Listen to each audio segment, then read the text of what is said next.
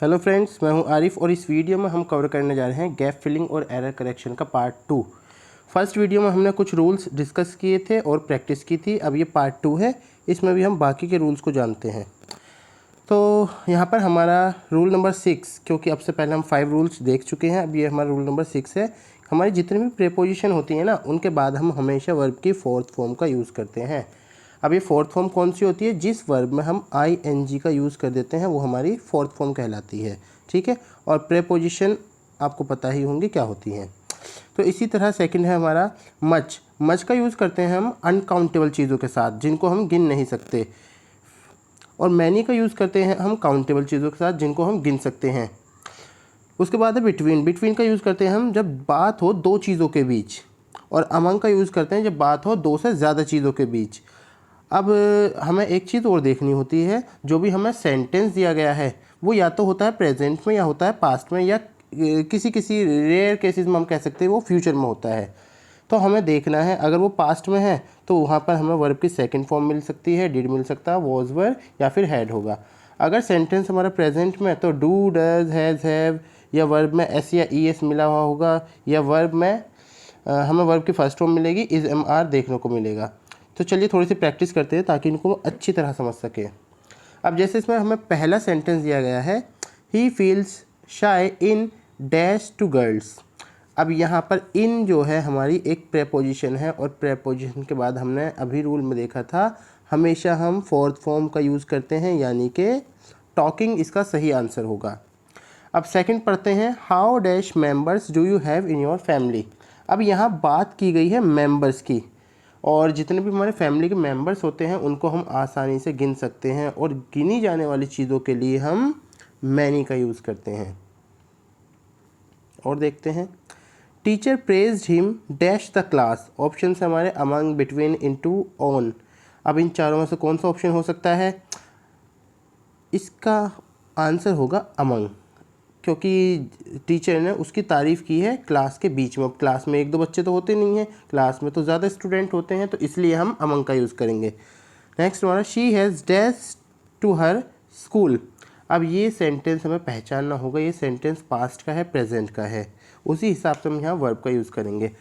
अब देखिए, अगर ये होता हमारा प्रेजेंट टेंस, तो प्रेजेंट में हम अफर्मेटिव सेंटेंस में एस या ई एस का यूज़ करते हैं, और यहाँ पर एस या ई एस कहीं पर भी नहीं है, यानी कि गो आंसर इसका नहीं हो सकता, ना ही गोन हो सकता है, क्योंकि हमेशा वर्ब की थर्ड फॉर्म हेल्पिंग वर्ब के साथ आती है, और हेल्पिंग वर्ब यहाँ पर नहीं है।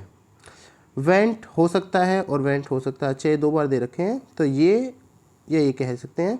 ये दोनों ही हमारे आंसर हैं, 2 ही दे रखे थे। अब नेक्स्ट हमारा, how dash time will you take to कम।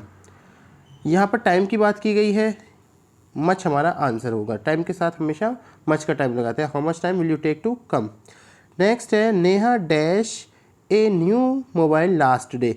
अब यहाँ लास्ट डे दे दिया है, इसका सीधा सा मतलब है ये है हमारा पास्ट में, और पास्ट में होगा तो हम वर्ब की फर्स्ट फॉर्म का यूज़ नहीं करते, फिफ्थ फॉर्म का यूज़ नहीं करते, हम हमेशा वर्ब की सेकंड फॉर्म का यूज़ करते हैं। नेक्स्ट है, Sonu dash note dash this book last night.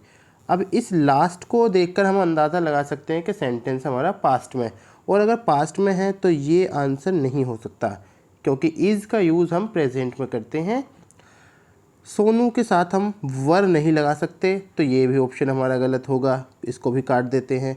अब या तो है हमारा वॉज और रीड, या है वॉज रीडिंग। अब इसके लिए हमें थोड़ा टेंस की नॉलेज होनी चाहिए, और टेंस के अकॉर्डिंग ये गलत है, क्योंकि हम वॉज, वर और इज एम आर के साथ आईएनजी फॉर्म का यूज़ करते हैं, तो हमारा सही आंसर होगा वॉज रीडिंग। नेक्स्ट है, I am going to dash my house next year. Next year यानी फ्यूचर की बात हो रही है, यहाँ पर हम एस या एस का यूज़ नहीं करेंगे। हमने फर्स्ट वीडियो में जो पार्ट 1 था हमारा, उसमें देखा था कि टू के बाद हमेशा वर्ब की फर्स्ट फॉर्म का यूज़ करते हैं। अब ये हमारी सेकंड फॉर्म है, ये हमारी फोर्थ फॉर्म है, तो इनको हम काट देते हैं, बच्चा हमारा answer. He has been dash in this company for a long time. अब यहाँ पर आपको याद रखना है, जहाँ पर भी आपको बीन मिल जाए हमेशा वहाँ पर वर्ब की फोर्थ फॉर्म का यूज़ करना है। ठीक है, तो ये और ये गलत होंगे, हमारा सही आंसर होगा वर्किंग। लास्ट है हमारा Aman dash not study at home. अब ये सेंटेंस है हमारा प्रेजेंट का, और प्रेजेंट में डिड नहीं आता, हैज़ आ सकता है लेकिन इस सेंटेंस में नहीं आएगा। क्यों नहीं आएगा? क्योंकि हैज़ के बाद हमेशा वर्ब की थर्ड फॉर्म आती है, लेकिन यहाँ फर्स्ट फॉर्म दी गई है, यानी कि ये आंसर नहीं हो सकता। अब या तो हमारा आंसर है डू या है डज़। अब यहाँ पर सब्जेक्ट है हमारा अमन, अमन यानी कि सिंगुलर सब्जेक्ट है, और सिंगुलर में हम डू की जगह डज़ का यूज़ करते हैं। तो यहाँ पर हमारी वीडियो ख़त्म होती है, मिलते हैं नेक्स्ट वीडियो में। Thank you.